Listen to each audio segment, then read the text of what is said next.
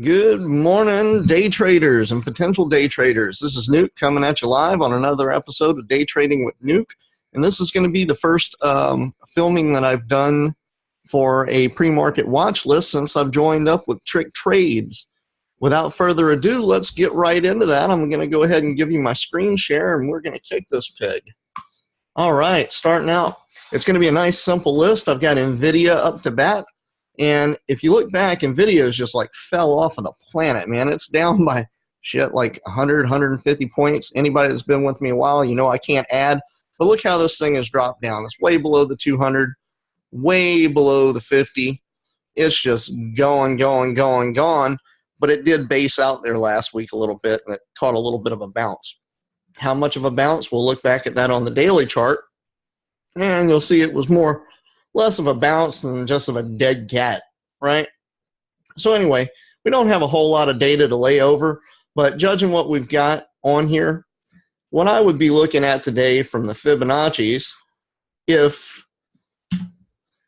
they're kind of slim pickings, you can see there wasn't much because of the holiday. Well, anyway, if this thing manages to bounce from the voodoo line and break above the current resistance, I would expect to see it pop up to 151.03 on the most. Like if this thing just starts going out of the park, I would expect to see maybe some action in the line of 157-ish. But if it can't break above this pre-market resistance line and the voodoo line, expect to see this thing bounce back down to the 145. And then it's either going to ping pong trade somewhere up in here till it gets squeezed out, or maybe on the high side. You never know. We'll wait to see. But if it does manage to break that pre-market resistance, which is the low of day of 145, this thing could go all the way down to 139. But watch out for the 141.85 resistance point. So it's just kind of, you're looking at about $6 worth of movement I'd expect to see out of NVIDIA today. But don't be surprised if it doubles that and the market gets going, gets off its lazy ass from Turkey Day, and you see about $12 worth of action. All right, up next is going to be Netflix.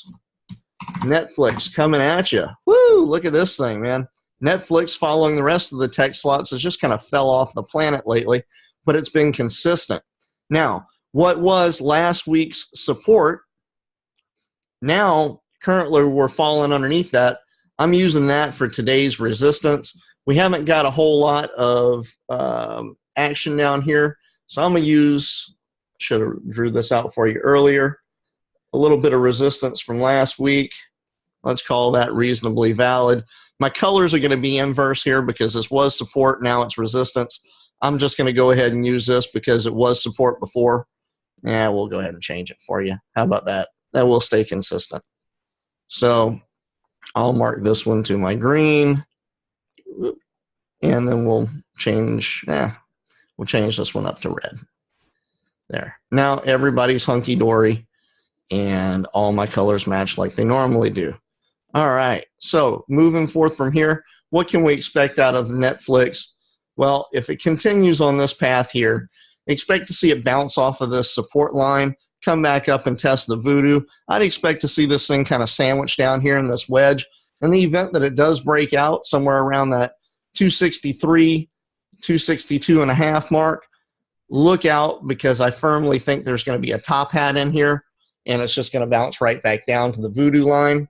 Either way, you're looking at about 258 to 265. God, what is that, $7 worth of action? And in the event it breaks above this previous resistance and just bounces up like it wants to take off and make some money, expect to see it stop out around 273. That's still going to be about a little over $10, 10 plus 2, $12 worth of action, right up there in the same spot as NVIDIA. Great thing to look at today and keep your eyes on.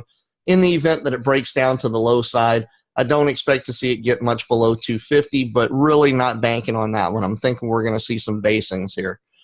All right, next up, and 3/4 of the way through the list, is going to be Facebook. Facebook, followed the tech stocks. It's been going down. On our long term, it's below the 200, below the 50, below the 20, and sandwiched between the 20 and the 9 on the daily chart. Now, what does that mean for you? I drew these resistances in here last week. I know it looks crazy, guys, but trust me, it works. They're longer-term resistances. And then firmly, our price action right now is right in the middle of them sandwiched. So what does that mean for me? I would expect this thing, according to the fibs, to not top out above 138 if it jumps above pre-market highs, and not drop below 130, 154 if it doesn't break pre-market lows. That being said, I expect to see this thing channeling down in here. But if it does break the support and it does not manage to respect the 135, it could get all the way up here. I doubt you'll see any more. If it breaks this pre-market resistance, could drop all the way to the 128. But I firmly expect it to stay in this channel, and once it breaks out, go one line up above or one line down below, because that's what the Fibonacci's tell me. All right, last but not least, Square. Square is on my list just because it had some real good action. A while back, it had a nice climb, and then it kind of had a steep fall off. And what happened? After that steep fall off on the 4-hour chart, you can see it setting up some pretty good basing. I had some wild fibs and, what do you call them? Layover lines from day before Thanksgiving. Come in. What is today? It gapped up. Now it's starting to come back down to close that gap. If you look at the old support, which was coming here, and the old resistance, I'd expect to see this thing bouncing somewhere between the $63 mark and the $65 mark, not much else. The voodoo line would put it somewhere around 65, so if we can find a bottom, expect to see it bounce back up and test that 65.73. But I don't think it's got enough balls to jump up and break the 65.73 and head on up to that top Fibonacci. I just don't see it, guys. But even if it stays in the pre-market high to low, you're still talking a $3 range of motion this thing's got. So $3 range of motion is what I'm looking at today, maybe a hair bit more, maybe a hair less. But that's what I got, and I'm sending this out to you, and we got it done in 7 minutes. See you soon. Hit that like button, hit the subscribe button, and I will see you all real soon.